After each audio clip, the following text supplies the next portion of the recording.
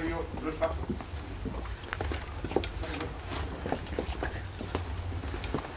Esfuerzo, dedicación, de compromiso.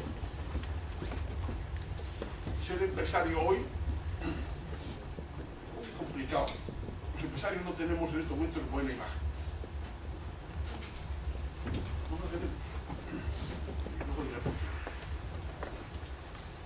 Yo recuerdo cuando empecé allá en los años 70 que la situación no era peor que la de ahora. Era similar. Tenemos una crisis política brutal, una dictadura. Tenemos tasas de desempleo posiblemente menores, pero con unas remuneraciones escasas. Como país no significábamos mucho, pero hubo que salir adelante. Hubo que recorrer muchos países. Yo recuerdo pues, que en algún país fui el primer español que llegó a ese país, por ejemplo, en el Extremo Oriente, en el Oriente Medio.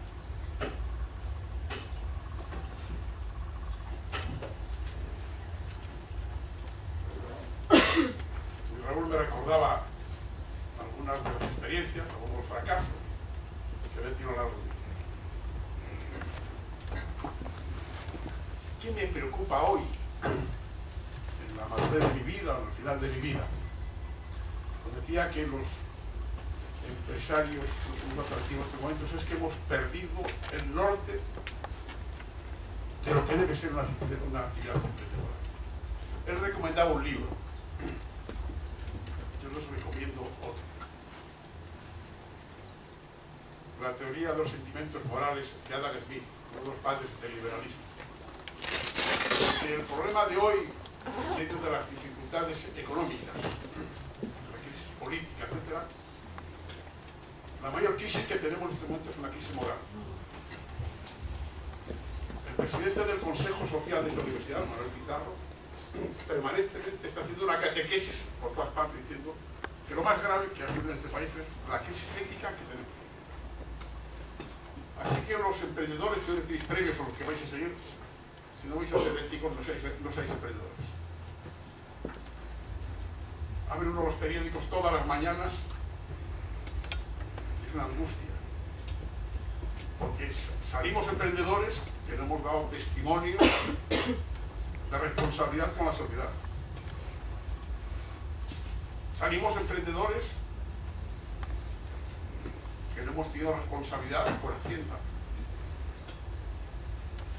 Salimos emprendedores que no somos responsables de nuestros trabajadores. Es decir, no solamente hay que ser honestos con tus compañeros, con tus socios, que lo hay que ser. Hay que ser honestos en la sociedad en que te desarrollas. El señor vicerrector no es la primera vez que escucha estos alegatos, porque es una de las preocupaciones que tenemos en esta universidad. Miren, hace muchos años, muchos de los que están aquí no habían nacido, en los años 80, se llamó la década de la codicia. Y en las escuelas de negocios, americanas, pues también españolas de referencia, se enseñaban materias muy importantes, pero se olvidaron de la ética. Y se llamó en aquella época, la década de la codicia. De aquella siembra vinieron los resultados actuales. Este es un tema de primerísimo. Y la sociedad tiene que rearmarse, y en primer lugar los empresarios,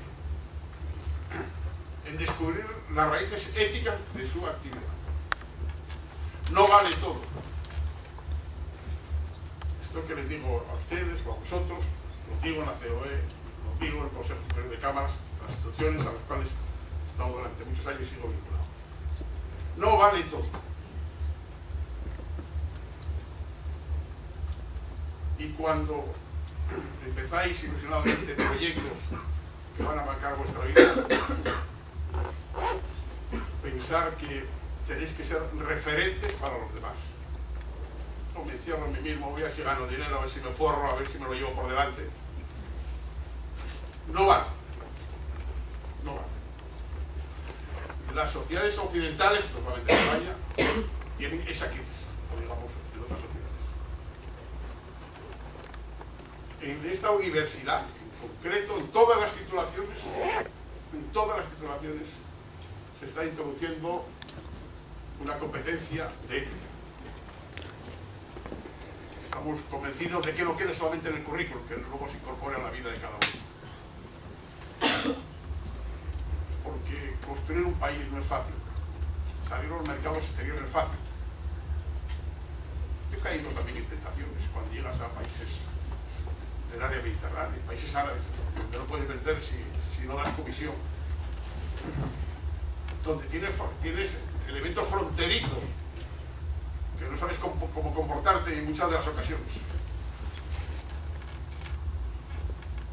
Donde una multinacional te quiere corromper. Donde un gobierno, yo recuerdo, pues, algunos dirigentes, primeros ministros de algunos países, que te recibían en tu casa y luego en el café te pedían la comisión correspondiente.